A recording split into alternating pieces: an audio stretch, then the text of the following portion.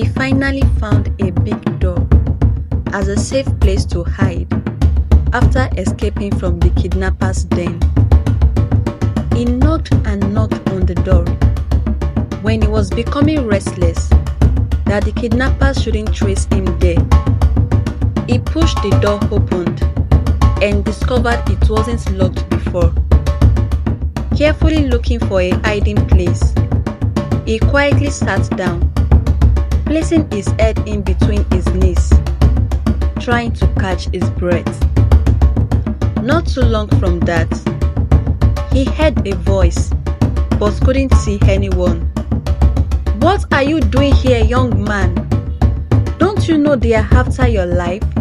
See them! Run for your life!" He stood up again with the little energy he had and started running from the unseen enemy that is pursuing him. He got to a safe place under the rock and there took some rest. He stayed there for some months without any trace of the enemy.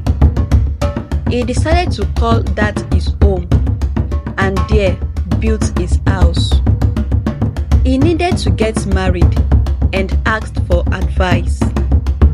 He was told to fight in a battle to get his wife.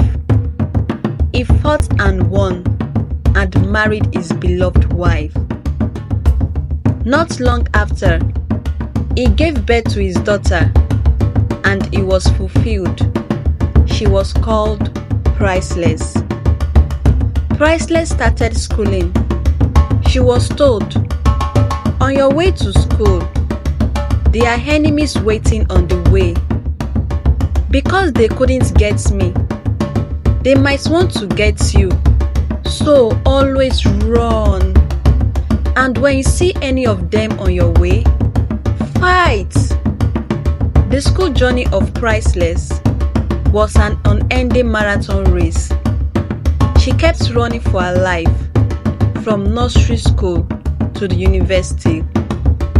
When she finally asked her father, "Father, when will I stop running and fighting battles? When I win a battle, another one is waiting for me. There is no time to rest, my daughter." Her father replied, "This life is full of battles, so you must always run and fight. You keep fighting till the end of life."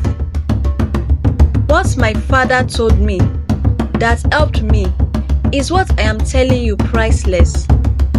You must always fight the good fight to be somebody in life and always run for your life. And as you know, we always win every enemy, even if it's a narrow escape. This wasn't pleasant to Priceless. How would I keep running and fighting enemies every day of my life? She fought her way back to school for her convocation ceremony. She met a whole lot of enemies on her way, and she kept fighting till she was lost in strength. She appeared all stressed out and weak in school, while everyone was happy and jubilating. Then one of her seniors walked up to her and asked her what the problem was. Then Priceless answered, "My family is having the highest enemy in the whole world. It's as though the battle facing my family is the first of its kind in the whole world. I've never seen any such in my life." After Priceless explained, the senior told her, "I've faced such and more in the past." Priceless sized her senior up. The senior wasn't looking like her situation at all. "How do you overcome it?" asked Priceless. "I would show you a way out. Just follow me." The senior took Priceless to an instructor and told her to learn and train there. Priceless felt disappointed and asked the senior, "I mean, how do you overcome all the enemy at once? That you aren't looking like your situation. What are the weapons you used? You are telling me to submit under this instructor to teach me a book? Is it book I want to be reading to my enemies on the battlefield? Priceless almost walked out after saying her mind. But due to the home training she had, she stood there boiling in anger. The instructor called her and spoke some kind words to her. Try out this new method and see. After several months, Priceless discovered that she has been walking in ignorance. For the weapons of our warfare are not carnal, but mighty through God, to the pulling down of strongholds, casting down imaginations and every high thing that exalts itself against the knowledge of God, and bringing into captivity every thought to the obedience of Christ. She discovered that what she needed to fight first was to cast down her imagination and bring every of her entire thoughts into the obedience of Christ. And she dealt with that using the instructor book. She got back home in a different way, with a different mindset. Her parents were surprised because there was something fishy about her this period. She didn't run into the house or have any sign of fighting an enemy that day. After dinner that evening, Priceless finally announced, "I'm no longer fighting battles again."